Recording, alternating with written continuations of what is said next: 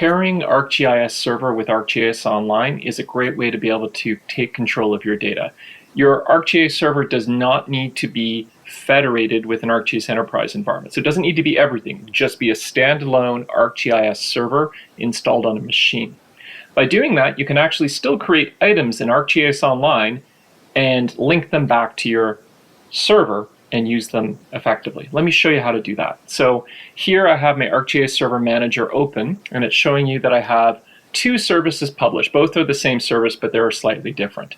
So the first one is the Canada Map Public, and this is in the root, and it's a public folder. Anybody can access it. And you can see the actual REST endpoint here for ArcGIS Server in this case, and you can see there's the Canada Map Public right here, and you can access both the map server as well as the layer, the difference being the /0 at the end of the URL. They will work differently in ArcGIS Online depending on which one you use. The second thing I've done is I've created a private folder inside of ArcGIS Server, and this one is locked. So you have to have permission to be able to go in and see this service. So back here, you'll notice if I go back to the root, it's missing. And that's because I'm not logged in. If I log in as a specific user, then I can actually see it.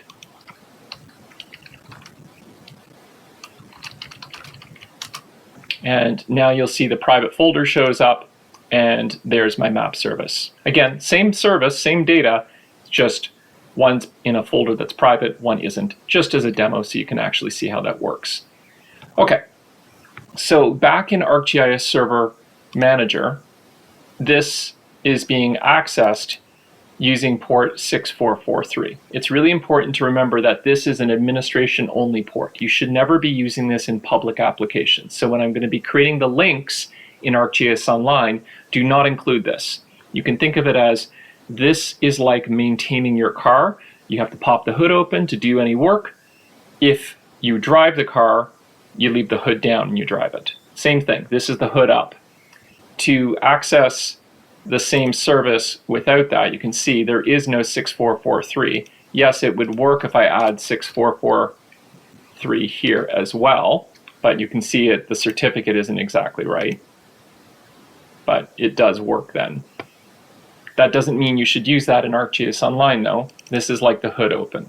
And I'm not administrating the site, I want to just use this site. So we're going to use it without the 6443. So we're going to copy this URL.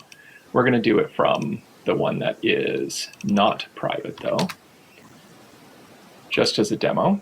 So we're going to grab this URL and we're going to bring that into ArcGIS Online.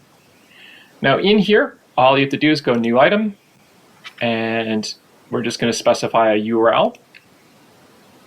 Specify that URL by pasting the URL from my GIS server in this case, or from yours. And then we just have to hit next. And from here we can name this.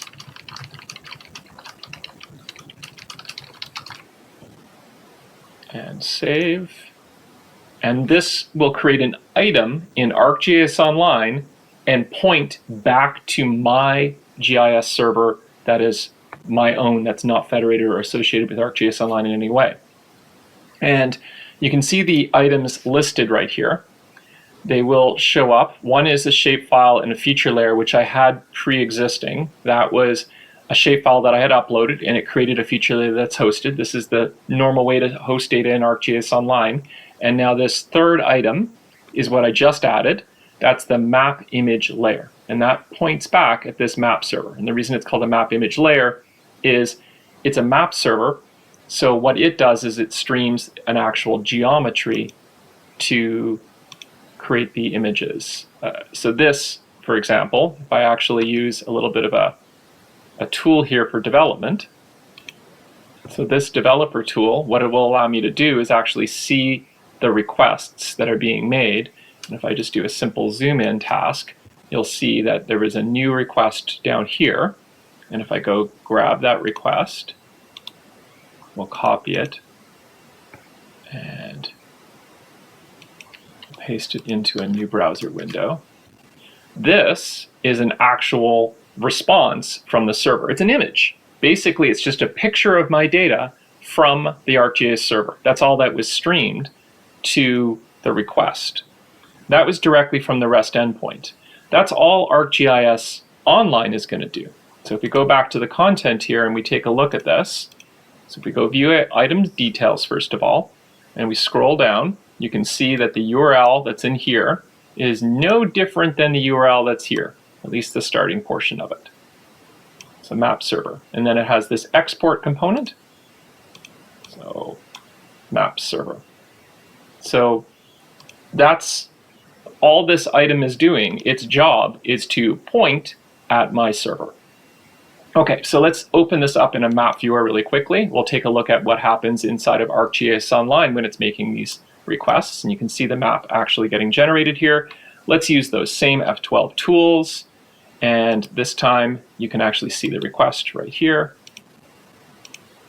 Paste this up here, and you can see, again, it's no different than the original URL. It's just the area that's being displayed is the map effectively.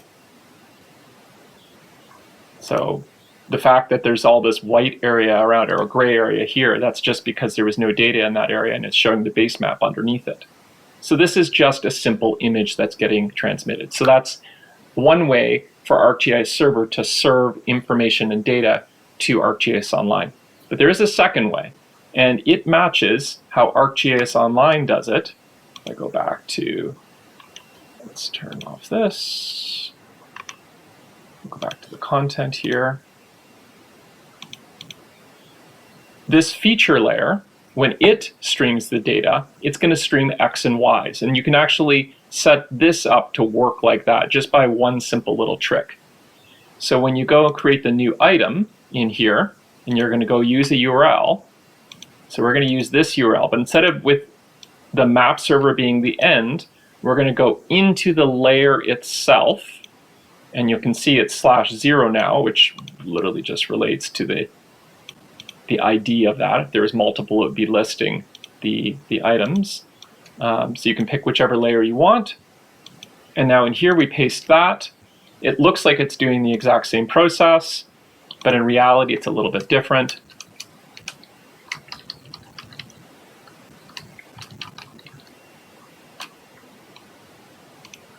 Because now, if I go back to the content, it's going to show up as a feature layer. So the feature layer hosted was my shapefile that I uploaded directly to ArcGIS Online, and it's hosted completely in ArcGIS Online, and you pay for that hosting. This map image layer was me pointing at my map server published in ArcGIS Server that I own, and if I do /0 to point at a specific layer in that hosted map server, you end up getting a feature layer, but you notice it's not hosted anymore. And that's simply because even though there's an item pointing at this, which you can see that item ID, if I open up the REST endpoint for this, there's no information about the item. So the ArcGIS server doesn't know anything about the ArcGIS Online item, but the ArcGIS Online item points back at my own ArcGIS server. And that way the data can be hosted by me and brought into ArcGIS Online securely. So now this data is in there. Let's go back to the site root. This is the data that's in there. So this data right here is actually coming through and getting used as this right here. So the two are linked. So the item in ArcGIS Online points back to my ArcGIS server, and you're able to use it. Now, if I bring this into web map, so let's bring open this in a new map viewer. This one will work a little bit differently. It's still going to have the cartography that I've created, but that's because if you look at the item information, so /0, you scroll down, it actually has drawing information listed inside of the actual service as it was published. But when I retrieve the data this time, so if we do an F12, it's not going to be an image this time. That's the difference between an image services and feature services. In this case, this is acting like a feature service. So in here, we're going to filter it to just see my GIS services. So I'm just going to basically filter it to this name. And we're going to do a simple request by just zooming in on a particular area, and you're going to see a whole slew of different requests that occurred. Basically, it was going and actually accessing the geometries, and I zoomed in on an area with lots of islands, so it had to grab a lot of data. That's why I did multiple requests. If I go copy this link, paste it up here, I need to change one small component to it. I need to output it. I'll output it in a nice, easy way as HTML, and now you can actually see the actual request that ArcGIS Online made. But what's most important is to see where it did the request, and it did it to my server. That differs if I add the other data. Let's get rid of this. We'll add from my content, let's add the original shapefile, and we'll turn off mine. Now it's the shapefile that's coming from ArcGIS Online. It's totally hosted. If we do the F12 link on this, and we do a pan again, we can actually see its queries occurring right here.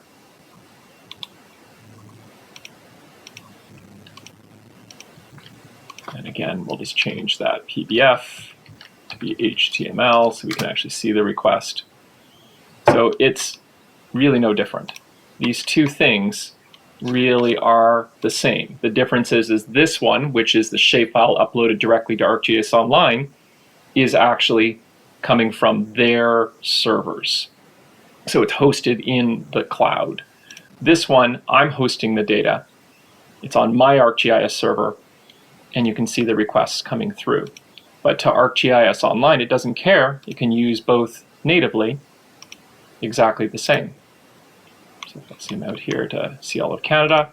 So there's the shapefile version, and there's the version from my GIS server. And they're both geometries, and I can go change the symbology and do whatever I'd like with them. So pretty cool little interface, and a nice little way to be able to get the data in there. Now if we go back to the content here, and we take a look, this map image layer is nice, but I find the feature layer is much more controllable. You have more options. You can change it just like you can a feature layer. So that's one of the tricks on publishing your data. Now, as a user, if this data needs to be private and you need to secure this, so right now it's sharing only that I can access it, technically speaking, the actual GIS server doesn't have any security on it. Anybody can access this. So you can hide this. It might have a little bit of a performance hit, and that's what I've done here with the private data. I've actually stored the data. I published it again. I've stored the data as this service. So right here it's private. And this folder is locked, meaning you have to be logged in to see it. So I can add that to ArcGIS Online as a service. But before I do that, let's just clean this up a little bit. Let's go and browse to my GIS server itself, ArcGIS REST Services. And you can see here, I'm logged in as a specific user. So if I'm not logged in, you can't, the service is missing. And if I log in, now the private folder's there and the service is accessible. You're going to have to do the same in ArcGIS Online. So let's copy this, and we're going to use this as a feature server. So we'll add the /0, which is the ID of that particular layer. We're going to create a new item, and we're going to point at this. But now we're going to get a slightly different option. Down at the bottom here, there's something called Store Credentials. I'm not going to do this at first, just to show you what's going to happen. So I'll say next. The first thing it's going to do is it's going to prompt me to log in. No different than what I had to do here to log in. I'm going to have to log into my GIS server. So user1, and then type my password, and then it basically allows me to access that item. And we'll just do this one, Canada, map, private. And this one is directly using the ArcGIS server that I have, but it's going to prompt every time it actually makes a request to this. So I'll save that. It created an item, but now every time it goes and tries to use that REST endpoint, it's going to prompt. So this can get very annoying quickly. If you're going to bring this into a map, let's go back to the map here. And we'll add my content. So here's my private one. Add to map. Again, it prompts.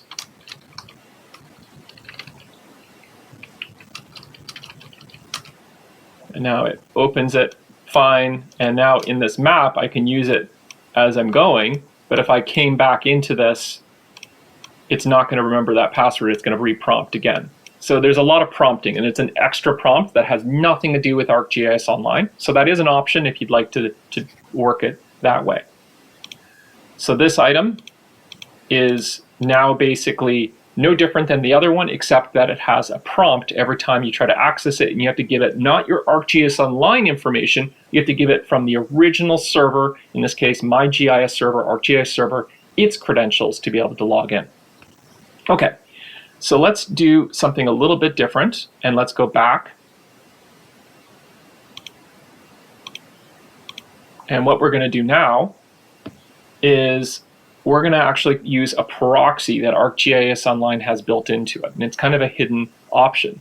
So we'll do a new item, URL, and we'll paste, and now we're going to select this option, store credentials with service items. So basically what this is going to do is prompt me once for my username and password,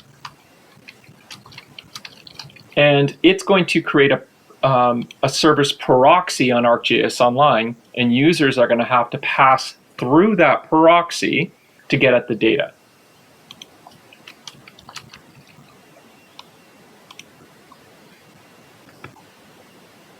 So once that's created, and we'll just go back to content. So they're all feature layers. That's not changed because that's the better option. The direct one will prompt every time, but now if this one, if I open it up in a new map viewer, there's no prompt. It just opens up. But there is a major difference on the requests. So no longer, if I go back to my original content here, and if I go to the view item details on this one, actually sorry, let's just do it this way. I'll open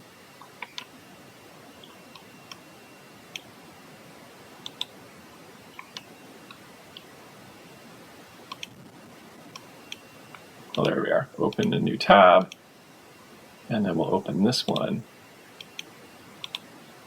Okay. So I have this item's information open, and now I have this item's information open. You can see it's already prompted me. Every time it does a hit against the service, it tries to do that. Okay, so this one is the proxy version. If you look at the URL that's here, it's a utility URL. And let's just copy that out, and we're going to paste it into Notepad here. So basically, ArcGIS Online, for the one service, which is going direct that prompts every time, it's using the direct URL. It's sharing the URL publicly. Anybody can see it and try to access that if they know. But of course, because this is a private service behind a locked area that requires a username and password, it prompts. The one that has the credentials stored, the username and password stored in ArcGIS Online, it creates this special URL. And you'll notice it has an item ID, but then the REST endpoint portion looks pretty identical to this portion. So that's, you're starting to get a little bit of information about the service, but you notice that the actual server name is not part of this. It's hidden. So this obfuscates or hides the information from normal web traffic. Okay, so let's take a look at what happens if we bring this into a map viewer, the one with the proxy, and we'll do the F12 tool and see if we can actually determine where it's coming from. Okay, so F12, and we're going to look for anything that is, so let's look for PBF, and we'll just zoom in on an area, and you can see there's some base maps, there's these queries, and if I filter this on my server name, ArcGIS Server, there's nothing listed. But if I go to the utility, there's a whole bunch of utility requests, and if I copy that link address and paste it up here and try to change it as F equals HTML, it's blocked. So yes, the service can be used through the proxy, but it's not meant for prying eyes to look at. So it hides the information. And the order of operations here, what's happened is, to get this map to appear, it's gone from the item, it's looked at the utility URL. The utility URL then in Esri servers adds the username and password in the proper URL to get to my actual content at this server. It goes and asks that server for the information, then comes back to the utility URL. It removes any of the password information, any of the private information, and then continues the request through, and it shows up as this utility URL. So that's why it's hidden here. And so this is a great option if you want to be able to store the data on your own server, have it private, host it in ArcGIS Online. The only disadvantage in doing this is because you're doing that hop through ArcGIS Online for your data services, data retrieval might be a little bit slower than if you did it direct. But I hope that gives you an understanding of how ArcGIS Online can be paired with an unfederated ArcGIS server and how the services work not only for map servers, but map servers acting as feature servers and securing those services with proxies inside of ArcGIS Online.